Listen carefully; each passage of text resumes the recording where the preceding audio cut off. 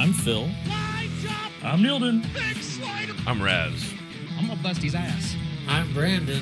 Slide jobs by the dozen out here. Hello, this is Thomas. Here. Pisser. I'm John. Sit down the back straightaway for the final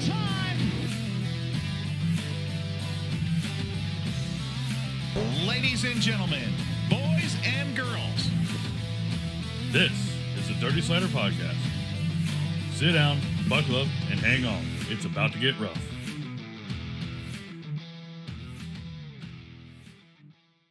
What's up, Slider Nation? This is episode 50 of the Dirty Slider Podcast. We are coming to you with a 5-pack tonight. We got almost a full crew. One member down, Mr. Phil's taking care of some personal stuff, and that's okay with us, because guess what? We got everybody else in the house. We got to talk a little dirt track, a little NASCAR, a little slide, and guess what? A bunch of BS that we don't even know we're going to talk about yet. So come along for the ride, sit down, buckle up, grab your favorite beverage, and let's get it on. Raz, what do you got for us to start, buddy? Well, we have a sponsor. Let's talk about our sponsor. What the hell? Let's go! Big time. The sponsor this time around is Woodland Automobile Display. The Woodland Automobile Display opened to the public on July 19th, 2009, located in the Paso Robles Airport in Central California in wine country. Originally just under 5,000 square feet of display area, it featured a rotating series of automobiles, custom and race cars. The initial display concentrated on NASCAR, Cup cars, sprint cars, modified, super modified, and midget race cars. Since that time, it has grown to approximately 25,000 square feet and houses an awe-inspiring millions of dollars in racing, vintage, and classic vehicles, along with related artifacts. If you're anywhere near this, it's very cool. I've been. Last time I was there, they had the Richard Petty 200th win from Daytona when President Reagan was present for that win. I still think that race was rigged. No. They've got one of Jeff Gordon's sprint cars, a bunch of cool old cars, a bunch of classic street cars, some collectible cars, and just some great racing history. Really cool people, really cool museum. Definitely worth the trip if you find yourself up there. And it's at the Paso Robles Airport? It is housed in the Estrella Warbirds Museum at the Paso Robles Airport. So the Warbirds Museum is bigger than the Woodland Auto Display. And like I said, you basically turn left to go to the auto display and right to go to the airplanes. So you could make a day of it if you like airplanes and race cars. Heck yeah. That sounds like a fucking trip to me, boys. Yeah, well And worth it's it. in wine country. Yeah. And So I'm I sure get my there's a dirt wife track wine nearby. and I get race cars. Okay. Yeah, exactly. No, I just need a pilot. Hey, you could buy Cletus's helicopter, only $900,000. But that comes with a spare helicopter with everything but the engine that's $1 million, or engines that are $1 million apiece. I've seen you fly. You need a spare helicopter. Hey, you've never seen me crash a helicopter. No. It never got off the ground. Everything but a helicopter. Yeah. They're all down in the garage. Yeah. It did better than me. My flight took, 25 seconds? I mean, my postal digger was better than your flight, though. True. The first topic we're going to talk about is in racing news. Brad Sweet and Kevin Rudeen have acquired the NARC Racing Series from Brent Kading and Jim Allen. It was in pretty good hands with Brent Kading and Jim Allen. They basically bought it in 2017. That is a historic California racing series. It's the Northern Automobile Racing Club. It's been around since 1960. It is pretty much 410 sprint car racing in California is NARC. But Kevin Rudeen, who is a regular competitor on High Limit, and also Brad Sweet, obviously, they're trying to bring back 410 sprint car racing to the West Coast. Rudeen is a Pacific Northwest guy, and Brad Sweet obviously is a Northern California guy. I don't know. I have some thoughts on what this means, but let's hear your guys' thoughts first. Well, a little bit of trivia for you. I don't remember which one it was, but I flew with one of them on one of my trips, flew back to California. was sitting right next to me. I was like, "What are you looking at sprint cars for?" He was flying back to go back to work, go to the next race, and I was, "Hey, you like sprint cars? I like sprint cars. How do I get to hang out with you? Come to the track." Okay. I don't remember which owner it was, but Yeah. it was just a little tidbit. That was fun. Random meeting. Welcome to person. 6 degrees of Neilden. and I'm not done yet. Yeah, I that's feel fine. like there's going to be people skeptical about this because of what happened with the All Stars when Brad and Kyle Larson bought the All Stars and turned it into High Limit. But in that post where they announced the sale and procurement of NARC, they said in a strategic move to keep it alive, to keep NARC going. I don't think Brad Sweet has any intent or ideas to try and melt that into High Limit. I think it could make that High Limit presence more evident out here on the West Coast, having that alliance with NARC. So a lot of those tracks where the NARC guys would go to, High Limit could do. They did 2 West Coast swings this year. Maybe they could do 2 longer ones and hit more tracks. Yeah. Well, I think this is my opinion. I think this is a little bit of an emotional purchase from Brad Sweet, with the backing of Kevin Rudeen, obviously. He's a Northern California racer, so he's got ties back to NARC. So I think a little bit of nostalgia there, and I also think Brad Sweet is looking towards the end of his career, where he's no longer going to be a driver, because he bought Silver Dollar Speedway in Chico, so he owns that. Obviously, he's a partner in High Limit Racing. When they bought All Stars, we all kind of knew that they bought All Stars to kind of do away with a little competition and bring them into the fold of High Limit. That was a strategic move. But I don't think this is that. I don't think they're trying to turn NARC into High Limit or fold it into High Limit. I think this is a separate deal. Yeah. Yeah. And I feel part of it is we all know California is super expensive to do anything. Mm-hmm. And at some point, you got to get that cash. And Kevin and Brad have that backing, and they can keep NARC going as NARC. Yeah. And give it a little bit more clout, maybe. But, well, I mean, I don't think they're rolling it into High Limit either. I mean, Brad Sweet's got money, but Kevin Rudeen's got money. Yeah. And we have money. Yeah. Mine goes. Yeah. Mine definitely has a limp wrist. But I mean, Brent Kading did say that they would continue to support NARC, with Kading Performance being the official parts vendor of the series, and he would continue to be a series sponsor. So it's not like they're bailing and walking away. I think they just saw an opportunity to hand it on to the next generation. Jim Allen said that he's going to concentrate on being more of a historian for the NARC series and try to recover some of the older history of that series. Like I said, it goes all the way back to 1960, so there's a rich heritage there. There's probably Jim Allen on the plane. I'm gonna be thinking about it the whole episode. I can tell. But I think that's cool that they're still sponsoring, like with Brent Kading, and Jim Allen's gonna, hey, you guys take over running it. I'm gonna go find all the cool stuff that the stories nobody knows. Yeah, and put that in the vault. Brad Sweet and Kevin Rudeen are not going to be running that operation day to day. They have other business enterprises, obviously, and they're going to find somebody to take over and run NARC for them. They'll just they'll have obviously a finger on the scale to which direction it goes. One thing we know for sure, NARC and High Limit won't be scheduling against each other like they did this year. Mm-hmm. Yep. So that's one thing that'll come out of that. Moving on, local racers. We have 3 of them in the house, although one of them didn't make it very far. Let's start with you, Brandon. How'd your race night go? My race night went great. Is this thing on? did kind of like this. I hung out behind the mic with Dirt Dude and had a good time announcing some car racing.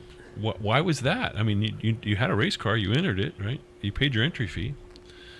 Yeah. And then we took some hot laps, and some parts said, "We'll see you next time." And all right. And I mean, there were people in the pit area that said, "Hey, we got the parts, we can fix it." My deal is there's 2 races left. I'm not in a championship battle. Don't waste the energy of putting it together. Something else may be failing because you didn't get a chance to look through everything. Just the lower ball joint out. has left the chat.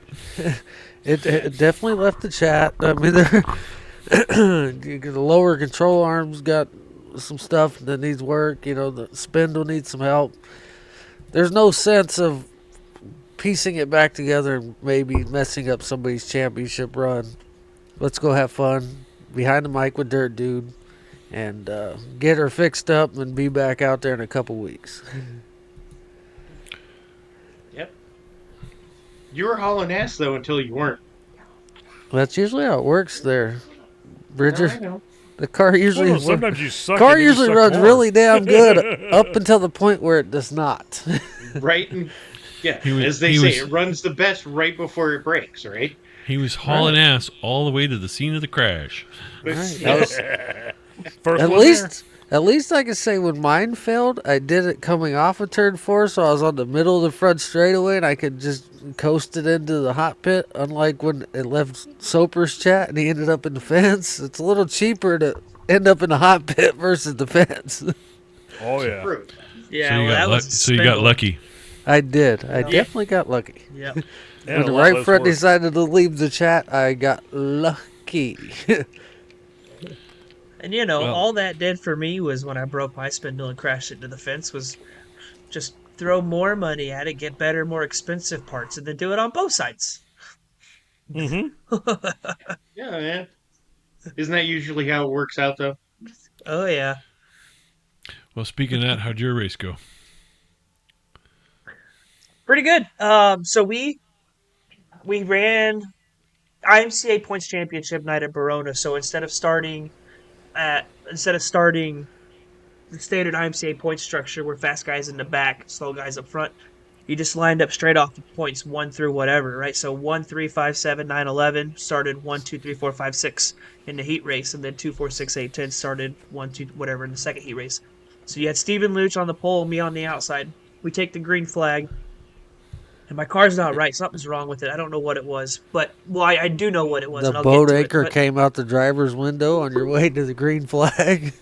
No. But it didn't sound right. It didn't feel right. I didn't feel like I had the right drive on the car coming off the corner. So, I mean, I started second, and I think I finished 4th or 5th in that heat race. I don't remember. Probably 4th. Get it back to the pits.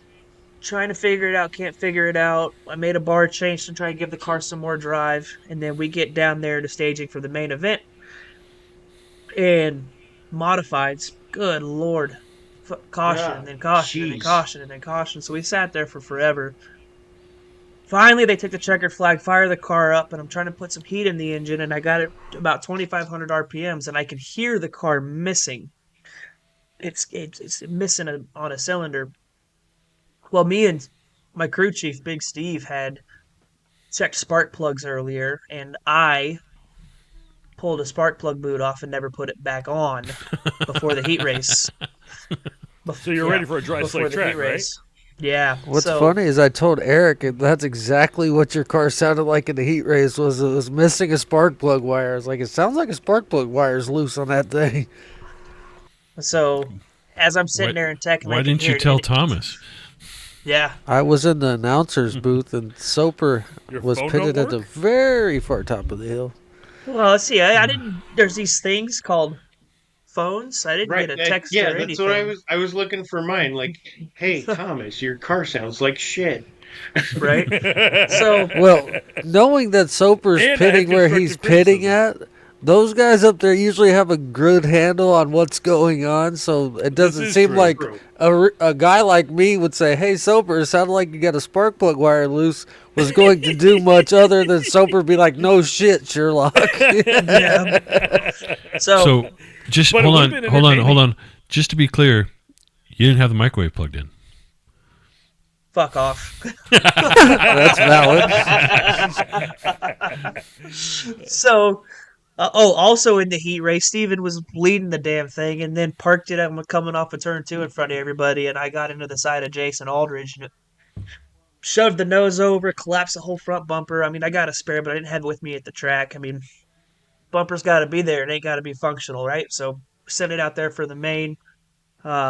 You'll have Luckily, to start with it. I realized got to start with it. Luckily, like I said, I copped that spark plug wire and Steve put it back on, and car was great, man. I gave it that little bit of bar change. It had all the drive I wanted. I was stuck back in traffic the whole time, but I mean, the car was great. There was a lane at the top of 3 and 4, but I think that lane was just as fast as the bottom was. And so, unless the guy on the bottom had screwed up, I don't know that they go on top of 3 and 4 would have gotten anywhere.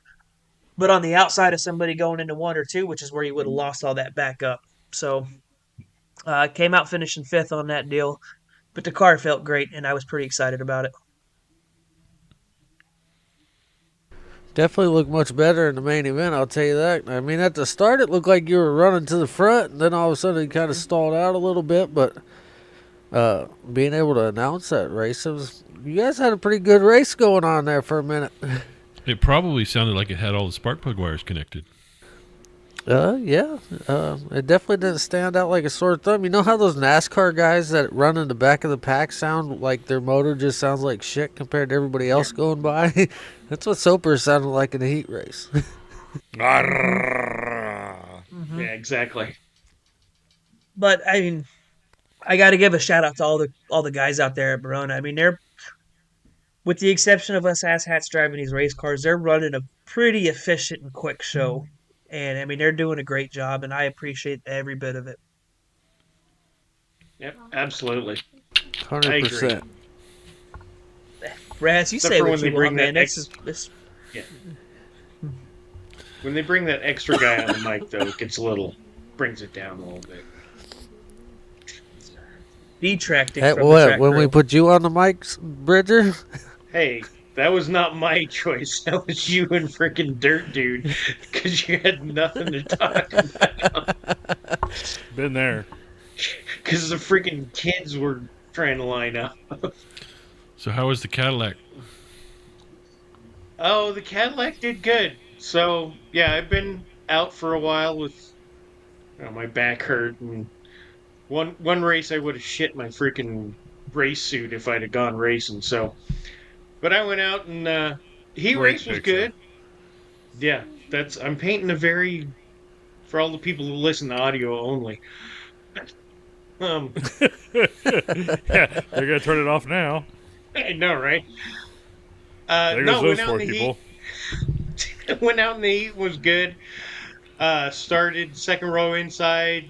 JT John Tuttle was front row outside. Man, that guy has picked up dirt track racing in that old Cajon Speedway car he bought. Hey, from you all two of are our getting it favorite on, person. though. I'll tell you that. Yeah, we were getting it on there for first and second for what, 1 or 2 laps, and I was like, damn, I cannot catch this old man. He's really caught up. Ended up 5th in my heat. Car ran good.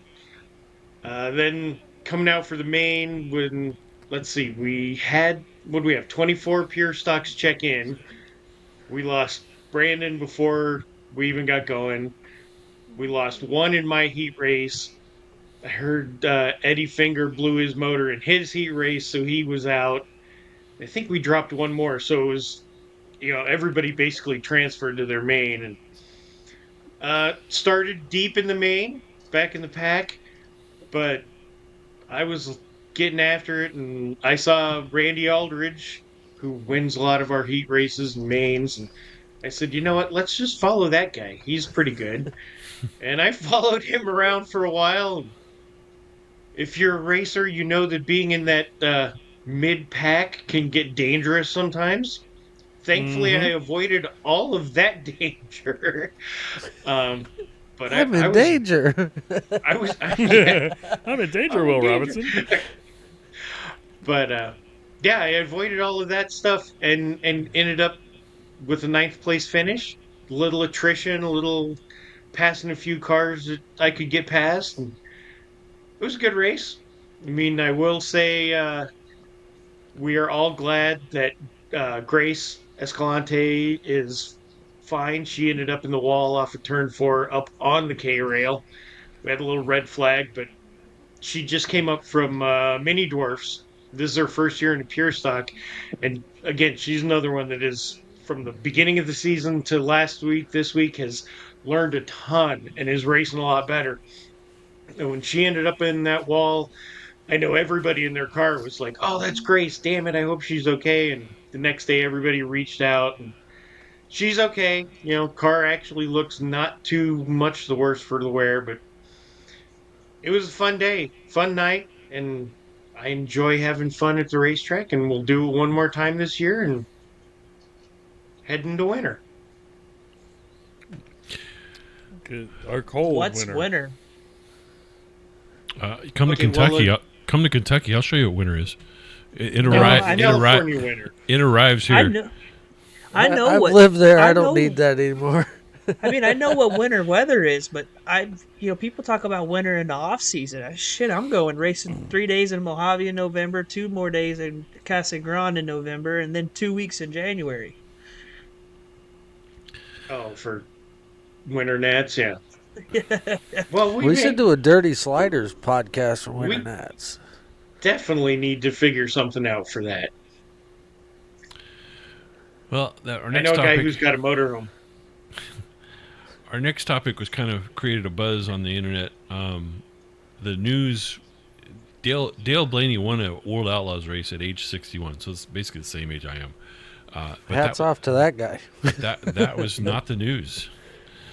The news was his car, and we'll pull some pictures up here so you can see what we're talking about. They did some rather innovative stuff with the race car there. So I have a question for you, Raz. You guys are more of a sprint car guru than I am. There's no rules on how far you can offset these wings and stuff? This car was 100% within the rules. So there's no rule against how far you offset these things or what you do with them. It's just you got to have a wing and that's the rule, or what? There's fore and aft location rules. I don't think there's side-to-side location rules. And there is... There will be now. Yeah, there will be after this one. And I think there's... Which I don't agree with. If it's Outlaws, it's Outlaws, right? Run what you got. Right. I know there's some basic rules in that there's a certain square inch that top panel has to be, and that top of that wing has to be flat. There can't be any belly to it at all. And I'm pretty sure they're allowed a 1-inch wicker bill across the back. But as you can see, this wing is offset to the right side of the car quite a bit. If you compare it to the car behind him, who's pretty much squared up. What that would do, obviously, is it's going to put a little bit more aerodynamic load on the right side of the car, specifically the right rear. There's some other stuff going on with this wing, which this next picture will show a little bit.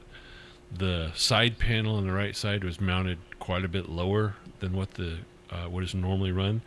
Paul Silva did this a little bit on some qualifying wings for the 57 car, and there was a little bit controversial when he did it. If you'll see, it's just barely above the surface of the body of the wing. Like I said, I have a theory on that, and my theory is basically it's to let air get onto the wing surface itself a little quicker and a little easier when that car is skewed out in the corner. And then Yeah, the that front wing- sideboard is only as high as that wicker bill is in the back. Yeah, it's about an inch. Yep. And then the front wing, he mounted the side panel lower on the right side and higher on the left side. Again, I think for the same reason, just to get that air onto the aerodynamic surface of the wing. The side panels are basically just there to keep the air from spilling off the wing as they go through the air. But it's pretty interesting. There's another shot of it from the rear. You can see how radically offset it is, and that Just a little bit. And it's a little bit skewed. If you notice, the wings kind of pointed towards the right front a little bit. Again, I think that's for when the car is skewed coming through the corner. That's going to straighten that wing up a little bit and give it a more direct angle of attack to the wind. But that wasn't the only innovations this car had. You can kind of see it a little bit in this photo, but the next one will show it even better. And shout out to Paul Arch for these photos. He's there at the track, and we want to give him credit, obviously. So this is a more close-up view of the rear of that car. On the left side, you can see the shock. It is a coil-over shock, but they're also running torsion bars and arms. Generally, what happens when you're going to run a coil-over, you don't run the torsion bar. So he's got a dual spring system going there, and also this has the Penske through rod shocks where the push rod or piston rod or whatever you want to call it goes all the way through the shock and comes out the top. Yeah, shock shaft. Yeah, shock shaft. I know we talked a little bit offline, and there were some questions about what the advantage of that is. That means the same volume of shock shaft is in that shock no matter where it is in the travel. On a conventional shock, as the shock travels upwards or compresses, more and more shock shaft goes into the shock. Well, that displaces the oil as it goes in. So that basically gives it, a rising hydraulic spring rate as that shock shaft goes up into the body. This obviously eliminates that. Same on the right side. The shock shaft is there. It's covered up by a boot on this, obviously to keep mud off of it. But one of the things I found interesting that wasn't talked about a whole lot, if you look at this arrow pointing to the lower right, by the way, this is another Paul Arch photo. Let's give the guy credit. There's a extension on that torsion bar tube. So this torsion bar for the right rear is about 4 inches longer than a conventional torsion bar, which probably means a custom-made torsion bar, which wouldn't be a big deal. You'd have to just contact the torsion bar manufacturer and have them do it. I honestly don't know the advantage of that longer bar. It would give you a softer rate for the same size bar, but I don't know. You could just go to a softer bar. But if you notice in this photo and in the previous one, how far that right rear sticks out. It's out there quite a ways. So I think that's what they were doing that for. They shifted that rear end over quite a bit, and you want that torsion arm riding as far out on that axle tube as you can to get a more dynamic spring rate. So that was pretty interesting.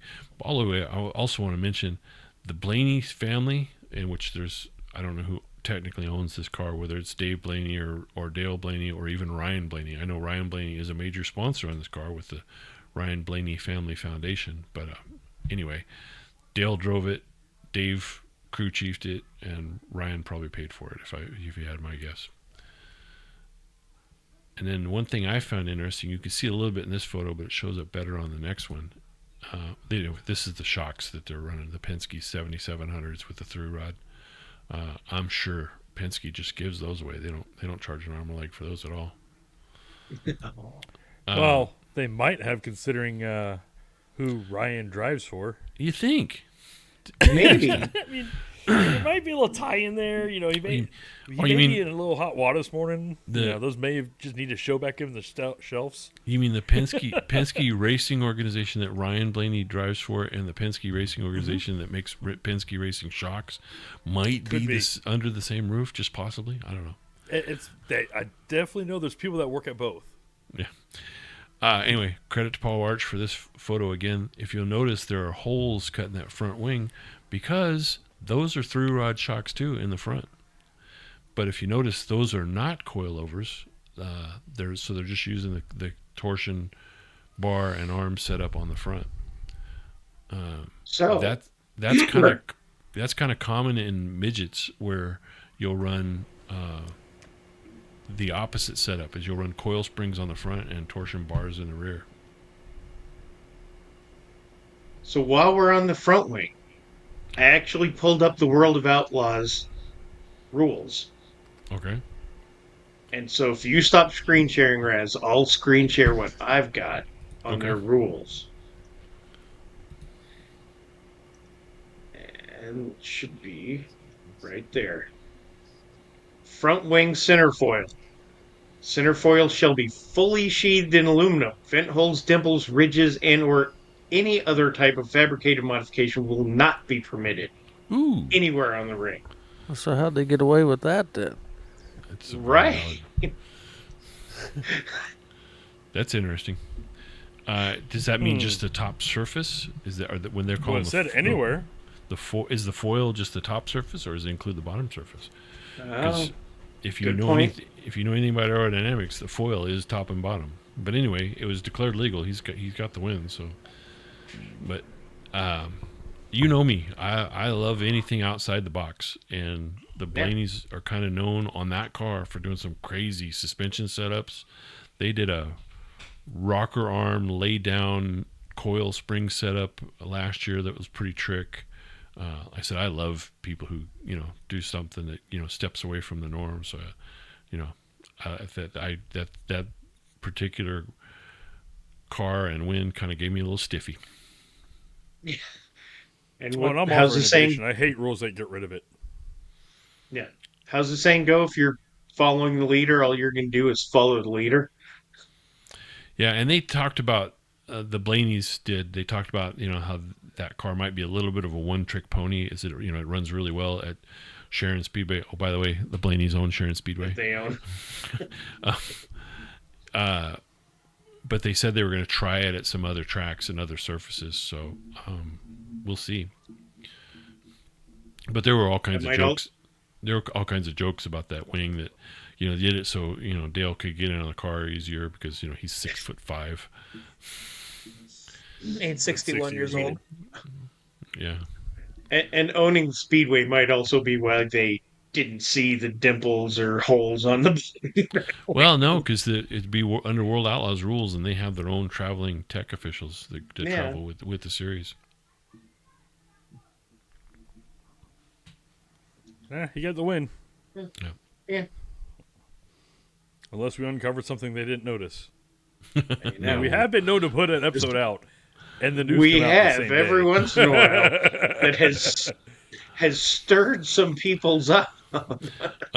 Speaking of stirring some people up, shout out to viewer/listener Greg Holmes, who got on and commented that we should do some research and that Donnie Schatz and Tony Stewart Racing ran J&J chassis. You're absolutely right, Greg. We should have. We screwed the pooch on that. Oh, by the way, you screwed the pooch on spelling Donnie Schatz's name. So anybody can make a mistake. We're just saying. Do some research We're first, not bud. experts.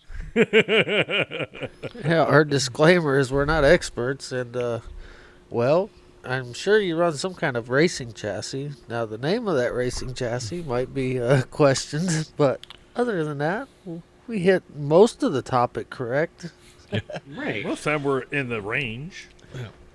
But And also, thanks for listening. Yeah, thanks for listening, and thanks for commenting. Because even when you post a negative comment, it helps our algorithm. So you helped us out. Appreciate it. If you're listening Don't to tell this too and you loud. have something, Tell us how we're wrong. say it in the comments. Either you liked it, you didn't like it, whatever.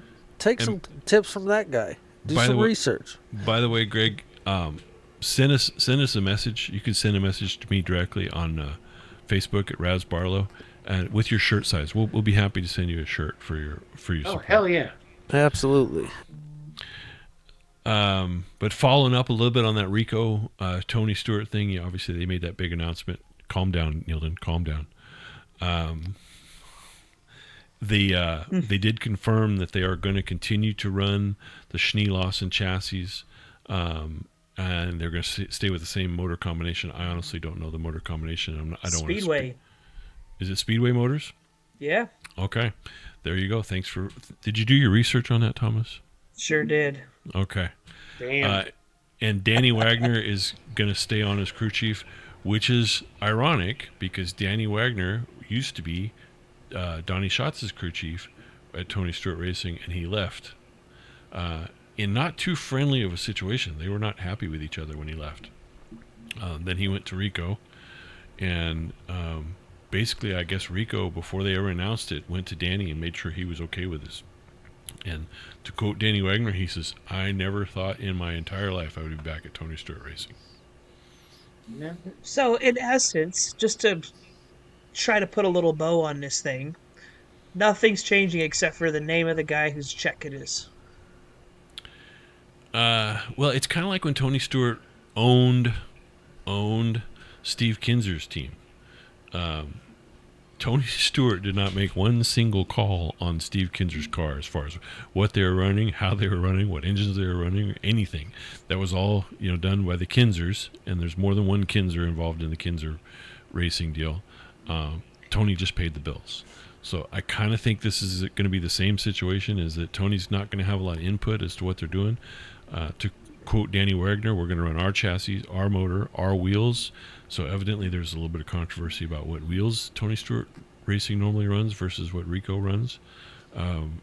Our shocks, and so basically it's going to be Rico Abreu Racing, and Danny Wagner's going to be calling the shots, and Tony Stewart's going to be writing the checks. Yeah, I mean, he's keeping the same number and everything. So, I mean, essentially the only difference that we as race fans are going to see next year with Rico Abreu is he'll have an updated wrap because it's a new season and he's going to change something on it, and that's going to be it. Well, and Tony Stewart Racing is going to bring sponsors. I mean, he's got a little bit more name recognition than Rico Abreu does, so that's a sell to sponsors, I'm sure. He better not get rid of Whiskey Myers. What are you going to do if he does? I don't know. Well, and maybe a so Snap-on will sponsor the guy. Hell. my thoughts on, like Brad said, Danny Wagner saying, no way in hell I ever thought I'd be with Tony Stewart. Time and winning a shit ton of races heals a lot of wounds. It covers a lot of stuff, and I think that's why they're basically just staying. Rico's races what he races and he's comfortable in. Clearly, he can win in it. Hey, why are you going to mess with him? Now you're just Tony Stewart Racing. Well, and if you look in the rearview mirror, the beginning of the fall of Tony Stewart Racing, meaning his sprint car team, because he's in a lot of other racing endeavors, really was when Danny Wagner left. They kind of slid. They didn't fall off a cliff when he left, but they just kind of started a slow slide where performance just wasn't what it was. Danny Wagner is a very talented crew chief. He proved that with Donnie Schatz, and he's obviously proved that with Rico. Not taking anything away from Rico. I think Rico's a monster in a wing sprint car. But he could be the greatest monster there was. He's got to have a crew chief who knows what he's doing, knows how to read a track, knows how to, make the right calls at the right time. And, Danny Wagner is that guy. He's, I'm sure he's well compensated for what he does because he deserves every bit of it. Mm-hmm. And it is confirmed that Tony Stewart Racing will follow Rico to High Limit. So that's a huge loss from World of Outlaws. Yeah, World of Outlaws basically loses a team. We talked about this. Brandon and I talked about this last week.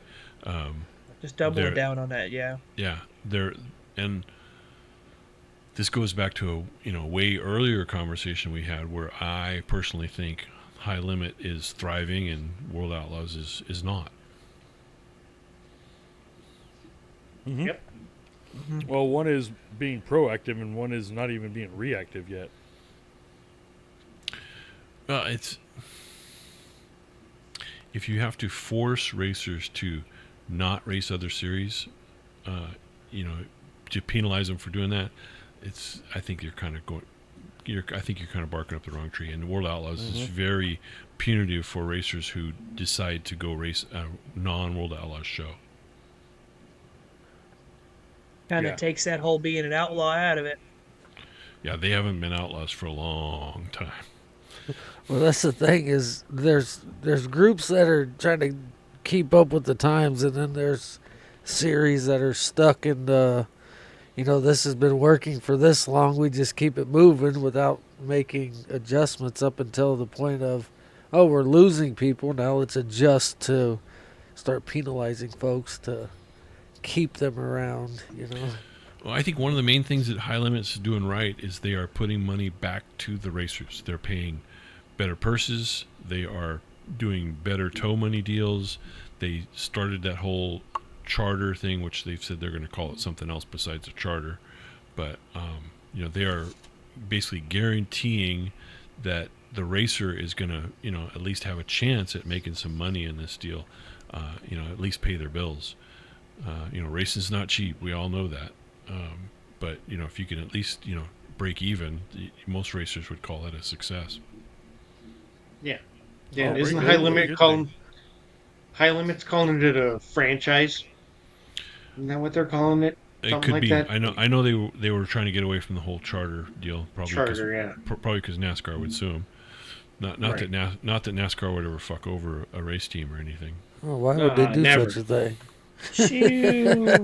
But then, the other thing that places like High Limit has to look at is they lost the team. They lost Tony Stewart Racing. Where are those people going to go? If they want to follow Tony Stewart because they like Tony, they're going to the competition to watch racing because now Rico's Tony's guy, and they want to see how he does. Yeah. So. And Tony and Rico go way back. Their friendship is a big deal. I know that early on in Rico's career, when he was trying to make a move towards the East Coast, he lived at Tony's house. So they have a friendship that goes back. And the interaction I've had with Rico Abreu and Tony Stewart, both personally, is they both seem like really nice guys. So. Yeah. Well, hopefully after High Limit's over, we can reach out to Rico and see if the High Limit champion is going to come on our podcast. Oh, did I just call that out? I might have. If he goes, I'm okay with it. if he goes back to Chili Bowl, I'll ask him. I'll write him another message Heck on yeah. Messenger. That's about all I got. Well, that's all any of us have. We could tell him, our dozens of listeners are waiting with bated breath. Hey, we picked up 4 extra subscribers in the last week? Yeah. Closing in on 200 subscribers. Thank you for your support. Yes, hell yeah. Do your research. Figure us out. Yeah. Do some research. It's pathetic. It's pathetic, or we're pathetic? I think we were supposed yes. to be pathetic. Okay. No, I know. Dirty Slider of the Week. Anybody got any nominees? I think we threw out Zane Smith, but that's just a dirty slider on himself. A dirty slider. He was the one sliding. He slid on his side for a very long time. Sliding. Went But all of 3.5 and 4 in that. So it was John Hunter Nemechek who slid into Zane Smith to cause that wreck. I'm sure Zane Smith was in this car going, "My God, this thing won't slow down." Yeah, Right. When he said the roll down the hill was the worst part. Well, yeah, that No part right, suspension. that part right there didn't This hurt. was the easy part. That part Wow. didn't hurt at all. Those pancakes down the hill did. But I would counter that nomination with one Dennis Hamlin, I was going there. who slid his employee Bubba Wallace and basically screwed them both over and handed Chase Elliott the win. I don't know. That guy's good at doing that. Well, let's put it this way. Congratulations to him for building a team that was competing at the very front for the win against them. Hey, Bubba Wallace gets a lot of hate because, it's perceived that he's a snowflake who, wants to pull the race card. But and everybody goes back to the noose incident. Let's not forget, Bubba Wallace is not the guy who reported that noose. It was somebody else in the garage who reported it. Now, I'll say this. Bubba kind of rode that publicity a little bit, but I don't think Bubba is one who's going to sit there and, I'm being picked on in NASCAR because I'm black. But he has made improvements this year. He is a front-running car. He's a top 10, sometimes top 5 car. And tip of the hat to that whole team and him for that. Yeah, he's been running damn good. Yeah, and having watched that race, and this is our off the dirt segment, obviously, Bubba was crap at the beginning of that race. They worked on that car, and they got him back to where he was in position to win. Yeah, I didn't watch the race. I watched some highlights, and he had a legit shot at winning that race at the end until Denny Hamlin came along. Yeah. Well, there was, I forget which stage he was. I think it was one of the restarts in stage 2. He told Freddie, his spotter, he said, I want to wreck on turn 1. That's all I want to do. This car is so bad right now. Oh. Well, and what I guess he said on his podcast, from Monday to Saturday he's a team owner, on Sunday he's a competitor. Talking about Denny, yeah, and Denny, yeah. I think that's how you would have to be, especially when you're racing against your own team. You have to say, hey, when I walk in that track on Sunday, I'm not a team owner. I'll pat you on the back and say good luck before we get in the car, and that's it. Once we get on the track, you can get the fuck out of my way. And so, I mean, that's another thing. As much as I am not a huge Denny fan, I mean, my wife loves him, oh, look, his pajamas or whatever. He's probably going to be the best driver to never win a championship of this generation. I mean, we already had Mark Martin, who was an amazing driver, an amazing coach to other drivers, but he never could put the package together to get his championship. I think Denny's going to be the same way. He's not going to be able to get that last little bit at Homestead or wherever they move it to, because we know he's not going to get to Phoenix, because he's crap at Phoenix. He always has been. He says himself, he sucks at that track. He's a choke artist. He chokes when the pressure's on. He's proven that. And Jimmy Johnson was really good at that, getting in that head too. Yeah, that was the start of it, really. Oh yeah. But he's on 59 wins. Do you think he makes 60 before he calls it a career? Oh, Yeah. I definitely do. Yep. I definitely think he hit 60. I think he sure. can hit 70 before then. He's still doing great at 40, 41 years old. I don't know his exact He's age. 40 something. Yeah. 41. And he's By still the way, at very front. did you know he's not married? Still Yeah. He has 3 kids with that woman? at least 2. Like 2 for sure, possibly 3. To quote, what's her name? You better put a ring on it, dude. I have a feeling he said in the very beginning, I have no interest in getting married, and I'm not going to get married. You can stick along on this ride with me if you want, but we are not getting that ring.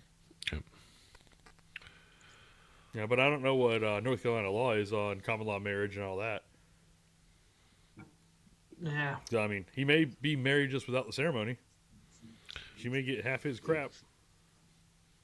Well, I forgot to mention something earlier with my Barona geez. race Come on, recap, Chief. guys. But so give a little product shout out for my sponsors helped me out with something here. Check out this thing. I got a Hubco Tallboy lift. Nice. And that sucker, 23 inches of lift. That puts that front tire. That's Big Steve standing there, and it's at his belly button with his arms on it. So that thing's up in the air. And I just got to That's tell 8.5 feet off the ground. that, yeah. Yeah. It's an awesome setup. And that guy, I sent him pictures, and then he posted my car up on his Facebook page with his product. And so he gave me some love. With I all want the to give him donuts some down the love. side of the car. Hey, they're all on the right-hand Yeah. side. Any good race car driver's got donuts down the right-hand side. He can sponsor a 2-for-1 pure stock and give one to Brandon and I, and I'll just run it across the road for who needs it if he wants. I'm not sure one of those things would Brandon lift us pure stock. definitely used it this weekend. And it's just so it's rated for 3,500 pounds. Well, 3,500 is what your pure stock's got to be. So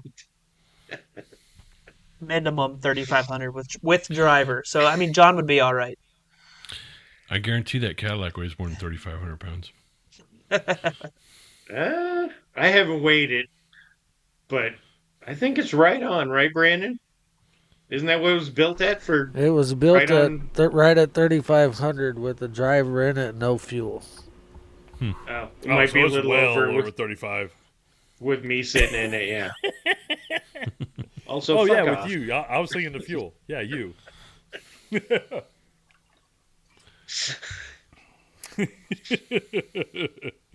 Hey, we kid because we love. I know. We listen I mean- and we do judge. I mean, that's why it's slow. The car was built to be 3,500 with fuel and driver in car, but it's 3,500 empty. Then you add 500 pounds worth of man and fuel into it, and you're What? fucked. Jeez. Damn. You know, I walk all the way up that fucking hill to say hi to you, make sure you're good between the heat. This is how you fucking treat me? God damn it, Tom. Yeah, we'll do it again. I know. Forever and walk ever right until up the someone same dies. Yep. And you go up the same hill, say the same thing. All I right. know. On that note, John, give us our socials and get us out of here. Okay, I'm going to thank our new subscribers again. Like I said, thank you. If you like us, I bet you have 4 or 5 friends that like us.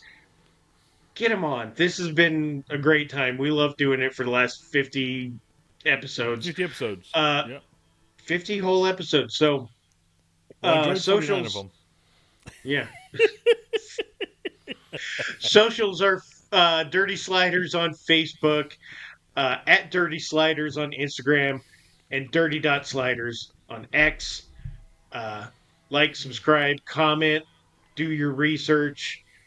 Greg, like Raz said, we'll send you a t-shirt. They're awesome. They're very high quality. And then you send us a picture and people will subscribe. So, yeah, that's it.